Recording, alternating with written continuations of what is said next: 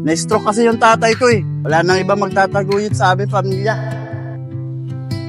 Footprints in the golden sand.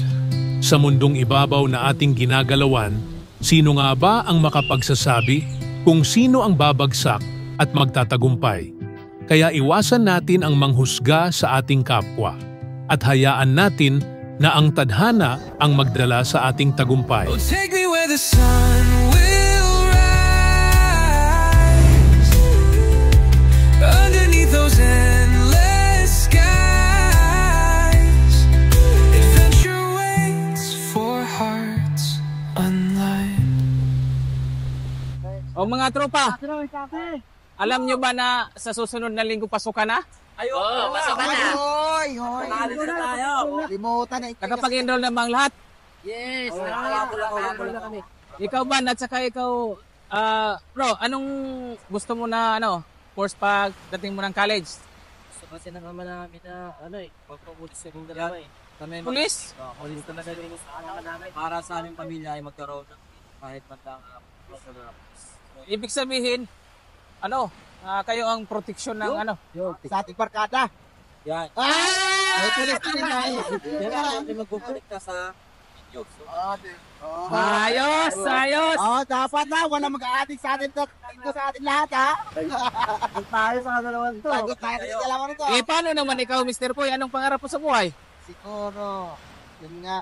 Maka-enroll ako sa attorney. Attorney? Oo, salamat sa tita ko. Magiging abogado, ayos. Meron na tayo. May pulis na tayo. May pulis na tayong abogado. pulis na, abogado pa. Ikaw naman, pare, anong plano mo sa buhay? Wala. Hindi lang. Sinirit lang.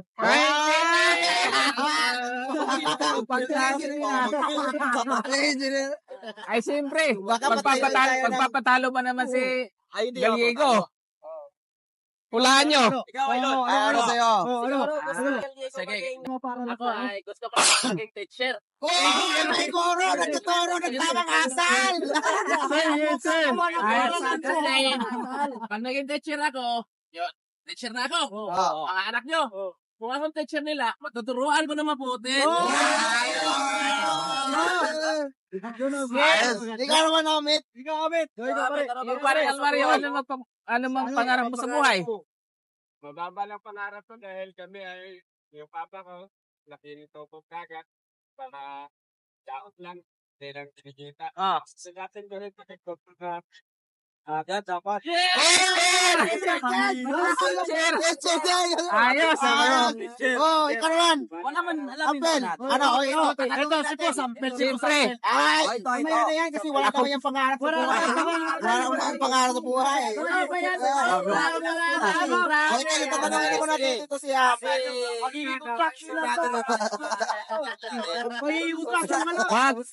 Wag nating husgahan ang kanyang pagkatao. Tahimik lang yan, pero di natin alam kung anong kapalaran yan. Baka natanong nyo kung anong pangarap po sa buhay. Yung gumaganyan-ganyan, Wala ako. Hindi. Ay, kadagdag?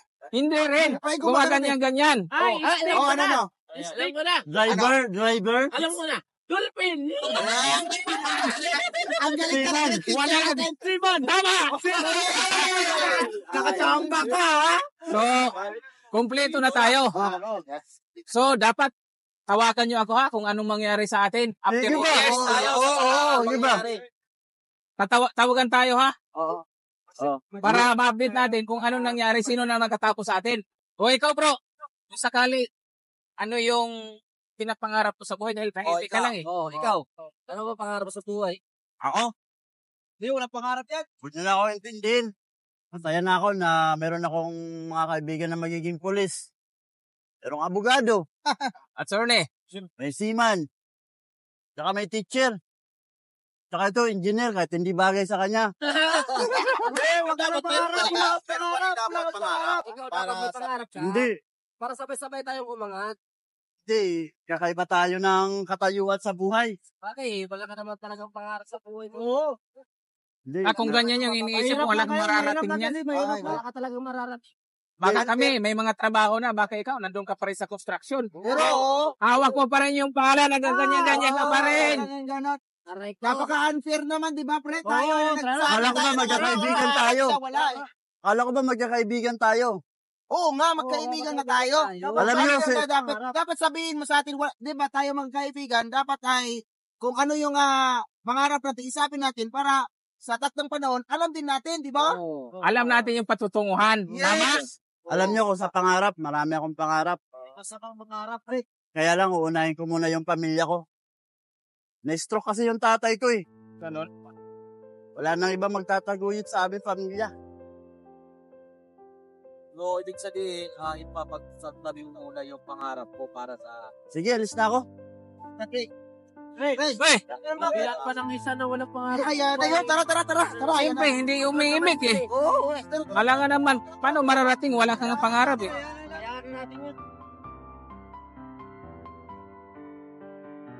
Sa loob ng 7 taon, unti-unting natutupad ang mga pangarap ng magbabarkada. Lahat sila may kanya-kanyang landas na tinahak, may kanya-kanyang laban na hinarap. Ngunit sa kabila ng lahat, may isa sa kanila tahimik lang, mapagkumbaba, at laging nandyan para sa lahat, pero hindi nila alam, siya pala ang pinakamalayo na ang narating sa buhay. Patuloy mo ba yung pag-aaral ko? Bakit ano to? Ay, may natupad ko ako. Check na kami. Nakakita pa.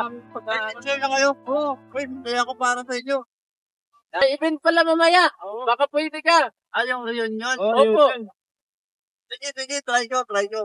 Tawagan din namin, ha? Sige, marami ba kasi yung gagawin eh. Basta, masaya ako para sa inyo. Thank you. Salamat. Ingat ka sa Ingat trabaho, ka. ha? Okay. Maraming tao na yun. Hindi pa lang nagpatuloy pag-aaral. Wala talagang plano sa buhay nila dyan. No? Pre, Oy, pre! kumusta? Nandito na ba? Kanina? Kayo, bago lang. Ano kasi medyo nalit yung ano namin, nalit yung biyahe namin. So, kumusta ang biyahe? Okay lang. Medyo... Wala namang traffic. Sila Okay lang yung Banban biyahe. Vibes, parating pa lang. Opo, parating pa lang. Siguro malapit na yun. Oo, tinawagan nyo Ang natin. masaya yung ating reunion ngayon ay parang nagsama-sama, lahat tayo naka ano na. Parang iba na yun. Ano na tayo, ano? Teacher. At ito, may mga ranggo na to. Professional na tayong lahat. Uy! Tara, buti nandiyan na kayo, nakarating Ito na na pala kayo. mga trupa natin. Ayos to. Hoy, kumusta? Woo! Ito na, matagal-tagal tayo nila nakapagkita. Mukhang So, masarap-sarap talagang- yung pag-uusapan natin Oo nga. ngayon. Akala namin nauna kami sa inyo. Ay, hindi, ano lang, unting oras lang. Ano sinakyan nyo? Siyempre. Meron tayong timer na yan, meron tayong medyo nakabili tayo ng ano. Pulis eh. Kumusta Pulis. yung ano, mga operasyon natin sa ano? Sa Ay, medyo ano ngayon ang ang Medyo delikado? Medyo delikado ngayon, pero siyempre meron naman tayong mga training about dyan sa mga ganyan. Sa Makati pa rin ba kayo naka-assign? Makati, parang nitong buwan ay malilipat Yung na naman kapatid ako mo? Masbate. Ito, ex-boy pa rin to. Ganon? Ex-boy! Hello, Ah, mga pulis! ito. Wala pa rin Ganun yung pa rin bago. ba nung mga panahon? Nung panahon nung tayo Mahihain pa rin. pero pulis pa rin to. Yun nga eh. Ang Ay, oo. pero in-invite nyo, di ba? In-invite mo yun? In-invite yun. Kaya lang kawawa nung nakita namin. Nagbubuhat ng kahoy. Wala naman kasi. Siguro panggatong yun. Baka nga. Pangano nga. Hindi, siguro Kawawa. nakakot pumunta dito kasi pinagsabihan namin na siya na lang linis ng ating mga nagkainan. Pre, ano gagawin natin kasi siyempre, nandito na tayo. Hindi natin napag-usapan yung pagkain eh. Ayun, Kaya ano. ako ngayon kasi medyo gipit ako pero makakapag-share ako. Ambag-ambag na lang tayo. Sa akin pre, may bibigay ko sa inyo 500 lang talaga. Yun lang ang natira sa Ako kinita ko sa restaurant. kakadyo lang ng sakyan ko. Hindi pa bayad yung sakyan ko. Ganun na. Kakadyo lang kahapon. Kaya medyo Sa amin kasi Ito na yung share ko, pre. Buwanan kasi Ako yung sa meron teacher dito. namin. 1,000 lang din. Bali 1,500 na sa amin dalawa ni Isa yun pre. sige. Tropa Ampil. Gcash mo na mamaya sa akin. Maya pag-usapan natin ito pagdating doon sa ating Pwede, pwede. Sige, pwede. Basta Cottage. pagkasyahin lang Oo, natin. sige, Ang sige. importante, nagsama-sama tayo ng masaya. Yan, mag-enjoy Ayos tayo. ba? Oh. Lit ka na naman kanina. Ito lagi. Lagi. Ilan ang anak mo ngayon, pre? Ang anak ko is, 4. Pero, Wow! puro panganay. Puro pagana. Hindi naman. Attorney. Wala tayo magagawa. Wala tayo. Naman eh. Paano? Kasi may dalaan. Ang ganda ng sasakyan, no? Sasakyan ah. Harap yan. Grabe. Pre, Naka-Hilux, One truck. isa yan sa pangarap ko na sasakyan. Pare, Oh, kaya yung may-ari ng sasakyan yan eh. oh ganda yan. Parang hindi ako nagkakamali. Siguro yun yung may-ari ng resort dito, no? Pwede. Pwede. Pwede kasi magandang Mas resort. maganda rin yung sasakyan. Siyempre. Oo, naka-ranger eh. Mayaman ang kaya. Pangmayaman. Siguro yan. Kailan kaya tayo magkakaroon ng ganyan, no? Ako wala pa akong iipon para bumili ng ganyan. Pre! Parang kilala ko yan ah. Ay! Oh, kilala. Uy! Ay, driver na pala. Driver ka na pala, pre. Driver na kasenso na. Basta! Na-promote na pala to. Driver ka na pala. Driver ka na, pre. Driver yan. Driver ka na? Ha? Ito? Driver ka na may-ari nito. Ay, isa lang yan sa 4 yung sasakyan. Wow! Yabang Oh. naman. Driver ka lang, may nakikita sa'yo. Inakita ka doon kahapon nakagalang-ganyan ka lang daw eh, nung nakarang araw eh. Ayun ba? Binuhat ko yung kahoy kasi lalagyan ng plug. Sa akin kasi itong resort na to eh. Wow! Maniwala ko sa iyo. Maniwala tayo. Masyado mahangin dito eh. Ano? Ganun pa rin Hindi, yun, totoo. Ang totoo, pre. Totoo. Di ba napunta kayo para sa reunion natin? Oo. Pakitaan mo nga kami ng pruweba kung sa'yo talaga to. Yan ang hirap sa inyo eh. Boy, halika nga dito. Uy, parang totoo ah. Parang totoo. Sabihin mo si Manang maganda na makakain tsaka may inom kasi may bisita tayo eh. Bilisan mo, sabihin mo yung ano. Totoo ba na siyang may-ari nito?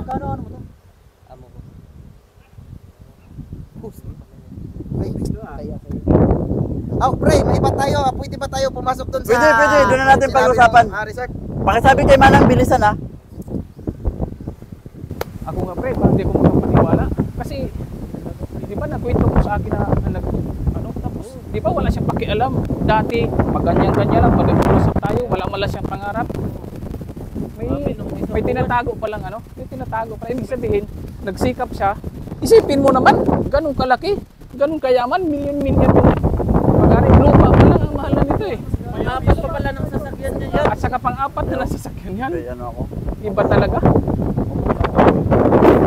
Okay mga pre, Okay. pinanda ko lang yung makakain natin. Oh. Kasi mamaya pa yung ano natin eh. Pare, congrats ha. Sa'yo pala tong ano Pre, to. patawarin mo Resort kami, na pre. to. Kung ginajudge ka namin dati. Walang problema yun kasi Hindi namin nakalain. wala yun. Kalimutan na natin yun. Matagal na yun eh. Huwag mong kalimutan, peramin mo ako ng 2 milyon ha. May barko pa akong pinapatayo ng masa. Palabiro pa rin to hanggang ngayon. Pero no? pa rin talaga. Alam nyo tol, nung nagkaiwalay tayo, nung high school pa tayo, matindi yung nangyari sa buhay ko nun. Nawala yung magulang ko. Nagsikap ako kung saan ako, natulog ako sa kalye. Kahit ano, ginawa ko. Hanggang sa may naawa sa akin. Pinag-aral ako. Nagsumikap ako. Kasi alam ko na yung mga kaibigan ko, nagsusumikap din para sa kanilang buhay. Sa madaling salita, naging inspirasyon yung mga masasakit na sinabi namin sa inyo para Oo! magtagumpay ka. Ang lupit nun, lalo na ka na. Yung mga pag ganun mo sa akin, talagang dinibdib ko yun. Pero sabi ko, patutunayan ko sa kanila na ito yung minamaliit nila. Balang araw, titingalain nyo ako. Pero wala sa akin yun. Wala akong balak magiganti. Tropa tayo eh. Basta wag nyong kalimutan. Kasi may papasa natin to sa mga anak natin eh. Yung aral. Na sana kahit ano man yung kalagayan sa buhay, Tama. itrato natin ng patas. Ayun, tama. Kung kaibigan nyo ako, dapat tinulungan nyo ako noon. Pero wala na yan. Wala na yun. Huwag nyo nang isipin yun. Ang importante, masaya nandito tayo ngayon.